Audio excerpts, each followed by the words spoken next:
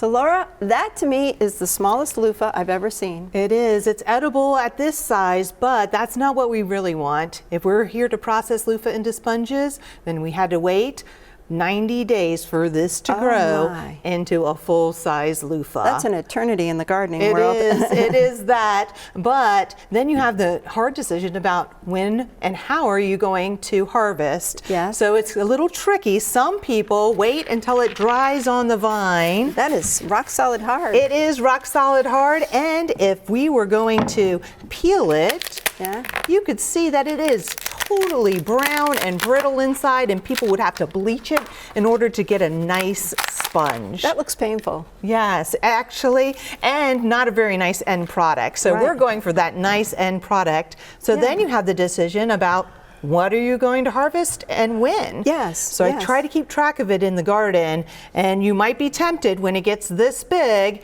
and nice and green to go ahead and start to harvest it, but don't do it. But that's very firm. It is very firm, but I could still just peel it away, but you can see I can stick my thumb right through it. There's no sponge there at all. You can just rip it in half. It's just fibrous. It's just not a good fiber. So you want to wait until it's this nice light green. It's lighter.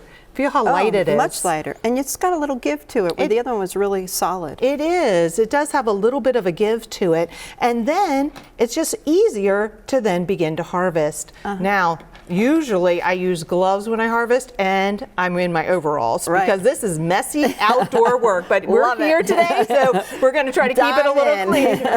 So the very first thing that we're going to do is just cut off the end so that we can get to it.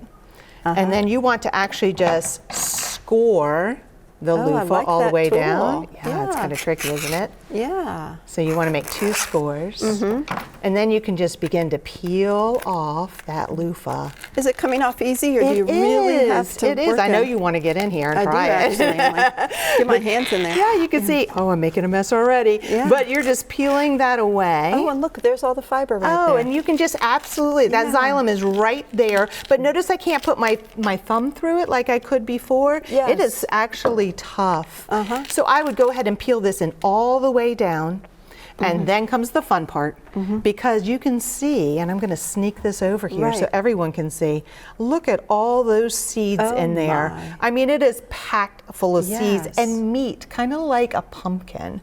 So once it's all the way peeled, then becomes the process of actually getting all of the meat and seeds out of it. Oh my. And you can just push them out. Look at them, they're just coming straight out of it.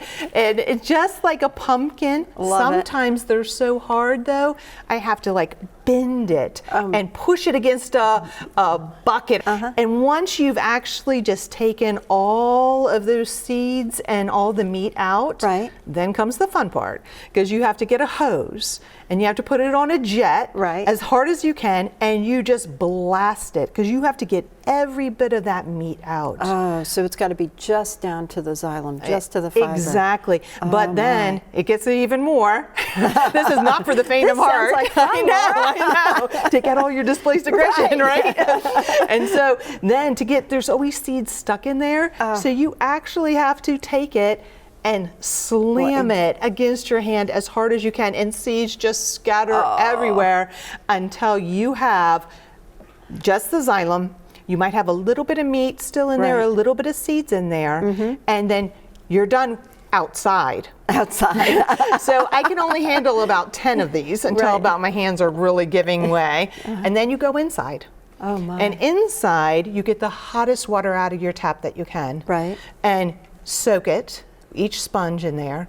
Add a little bit of Dawn dish soap in there, and just again, knead it till you can get all of those meat and seeds just out of there, and make sure it's completely clean. Sometimes I have to take this long pick, and you're just like picking every little seed out. Sounds tedious. It is tedious, but it's worth it, because here's your choices. You can have this dry, brittle brown that you're going to have to bleach, and it's going to break down really fast.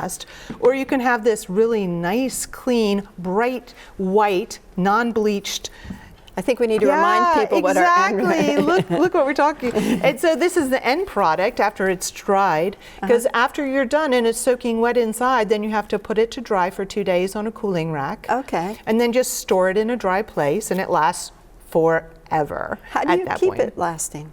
So this is ready to use. Okay. So you can use the sponge any way you normally use a sponge. For your body wash, you can use it to wash your dishes. You can use it to clean your vegetables. You can use it to clean your eggs, or however, clean your house with it. Fantastic. Anyway, but you just have to make sure you rinse it really well between times and let it air dry, and it can last 6 to 8 months that way. Yeah, I see here that you've created some soaps with them as well. How I convenient. do. Yeah, because I noticed, you have to stop and put the soap on the sponge and use it. So instead, I'm just embedding just some soap. You can see the xylem right there. Yeah. So you have a little bit of that exfoliant right in a naturally based, glycerin-based soap.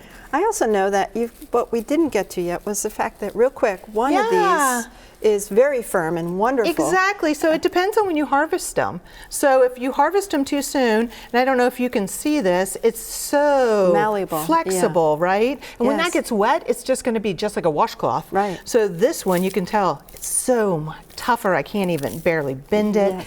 And so when I use this one, then it's going to be more of an exfoliant.